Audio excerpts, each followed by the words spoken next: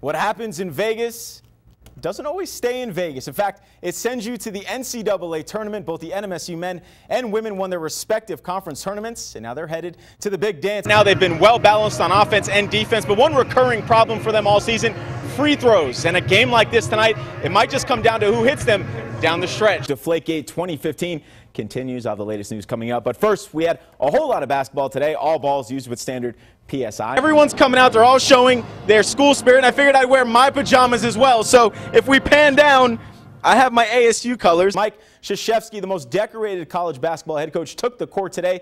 Just one win shy of 1,000 wins. And the man simply known as Coach K can now be addressed as Coach 1K. Rob Lowe again on the end around.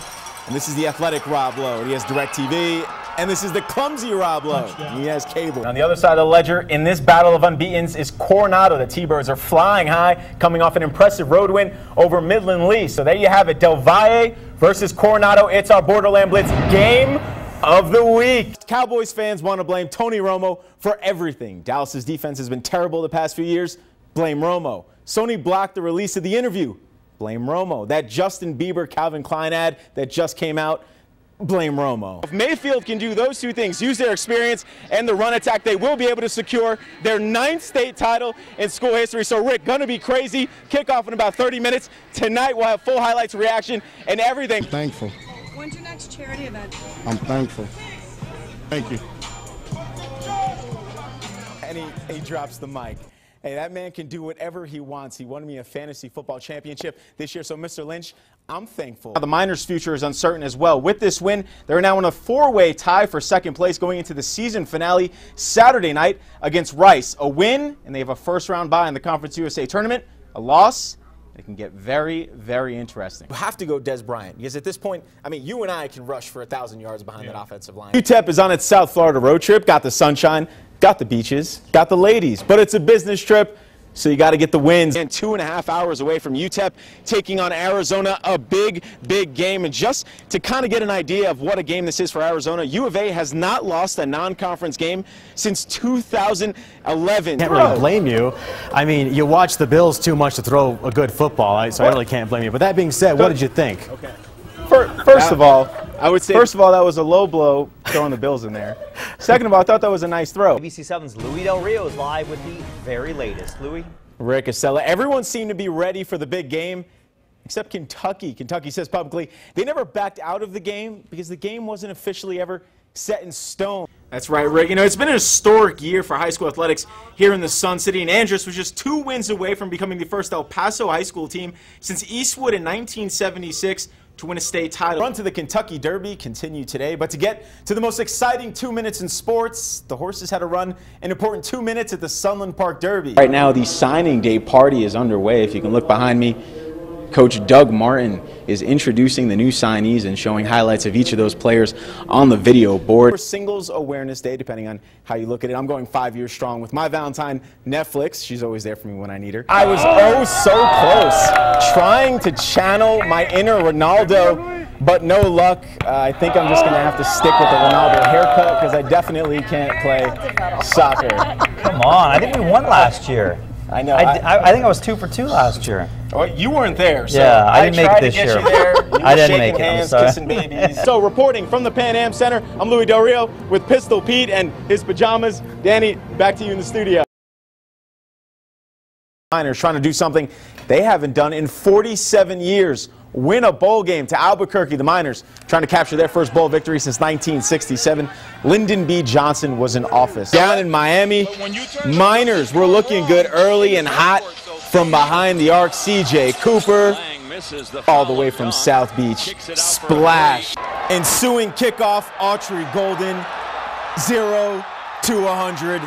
Real quick, and then looks at the sideline, says, don't believe me, just watch. El Paso down 1-0, bottom of the second, not anymore. Cody Decker, he's got 99 problems, but a pitch ain't one. 2-run bomb. 9 under, but J.B. Holmes has a chance to win it here for birdie. Oh, are you too good for your home? Helping his cause and going top shelf where they keep the Grey Goose. But Barcelona would come back here, 56th minute, and Luis Suarez from the beautiful pass from Leo Messi, and he takes a bite out of this one And it gets by Embarca, gets by Los Blancos 2-1. They now take a 4-point La Liga lead. Aaron Rodgers, he said earlier in the year for Packers fans to RELAX, and at this point they were laying on Tempur-Pedic mattresses. And Green puts the black and blue on the Longhorns, and Kansas on the road gets the big win 75-62. Rock Chalk KU has won 7 of 8 games, and UT falls to 14-5. It's been a year of firsts for El Paso football. Canutillo became the first area high school to reach the state semifinals.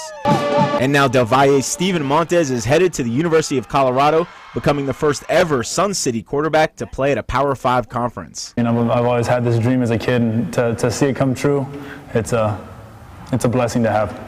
It's been an equal blessing for Del Valle to have the 6'5 Montez. He holds 6 school records and finished his senior season with just over 4,000 total yards and 59 touchdowns, leading the Conquistadores' march to a state regional semifinal appearance. Let's go.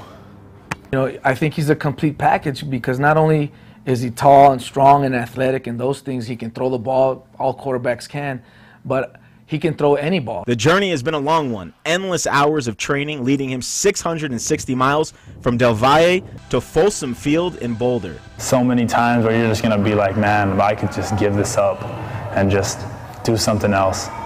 But if you're really dedicated and you really love what you're doing, then you kind of brush that aside and say, you know what, I'm going to push through this. Montez was recruited by many big schools. Now, one school that didn't even come to a game his senior year, UTEP. But Colorado did, and they stayed in touch with him every single day and made him feel wanted. And when you speak to the coaches there, you know why.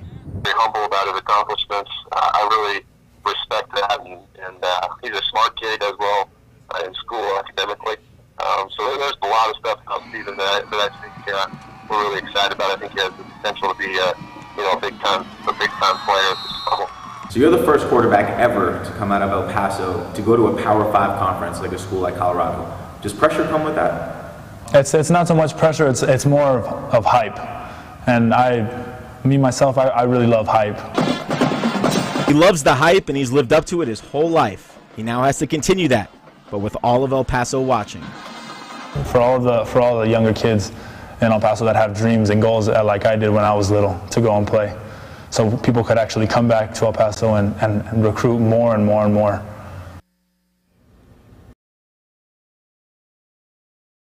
I have absolutely nothing to do with deflating those footballs, and that's all I have to say on the matter, period. But I still have several minutes left, so I'd like to spend the remainder of the press conference throwing my quarterback under the bus.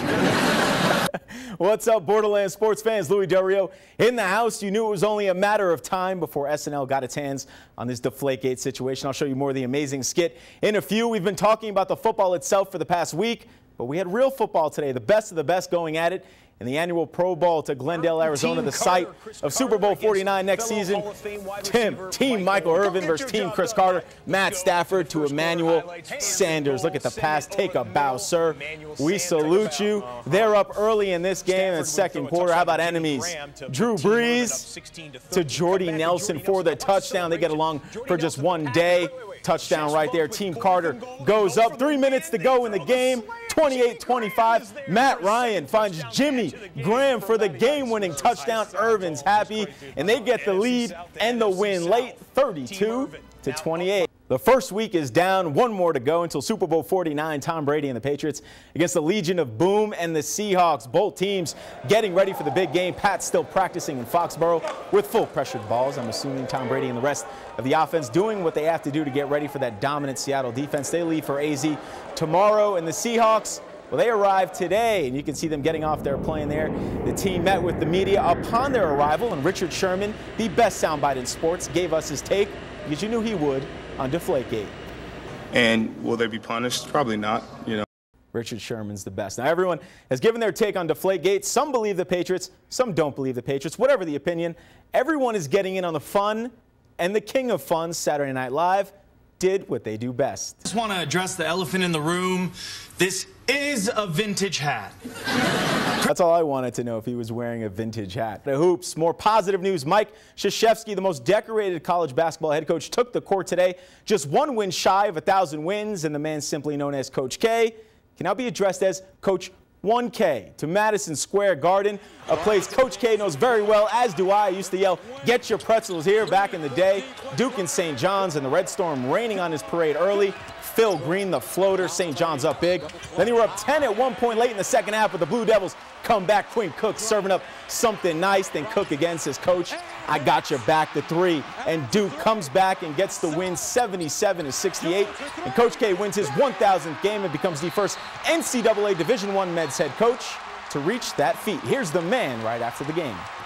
It represents 40 years of being with good people. Congrats to Coach, one of the best. NHL All-Star game today. Anytime we can get hockey in the sportscast, it's a good day. Team Tays against Team Foligno, and they were lighting the lamps fast and furious in Columbus. John Tavares there, the Islander, gets it. He had 4 goals. And Rick Nash, look at the puck movement. Nasty, the New York Ranger, with a beautiful goal. And then Jonathan Tays helping his cause and going top shelf where they keep the Grey Goose. 29 total goals in this one. That's an all-star record. And Team Tays comes out on top and wins 17-12.